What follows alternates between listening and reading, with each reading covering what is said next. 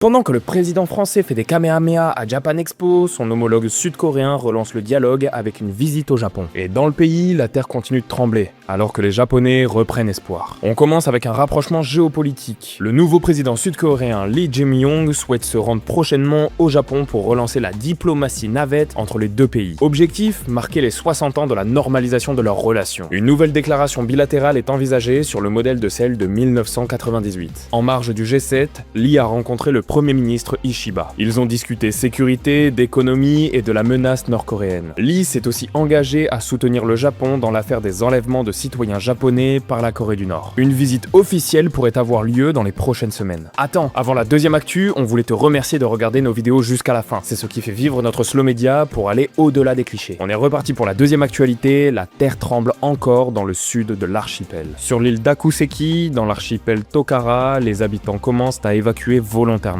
Un séisme de magnitude 5.5 a atteint le niveau 6 sur l'échelle d'intensité japonaise, un record local. Depuis le 21 juin, plus de 1000 secousses ont été enregistrées. Une première vague de 13 habitants, dont des enfants, ont été transférés à Kagoshima. Le gouvernement reste en alerte malgré la campagne électorale en cours. Troisième info, les Japonais commencent à dépenser. En mai, les dépenses des ménages ont bondi de 4,7% sur un an, la plus forte hausse depuis août 2022. En cause, les achats d'automobiles, merci Daihatsu, et une forte demande touristique et de loisirs. Plus 11% pour les sorties, plus 9% pour l'électroménager. Même les dépenses alimentaires grimpent légèrement, plus 1%. Le revenu moyen des ménages salariés, lui, progresse timidement, plus 0,4%. Envoie-nous par DM ton meilleur Genkidama, ça nous donne l'énergie de faire ces vidéos et notre magazine Sensha, la revue papier qu'il te faut pour passer à autre chose que le Japon entre tradition et modernité.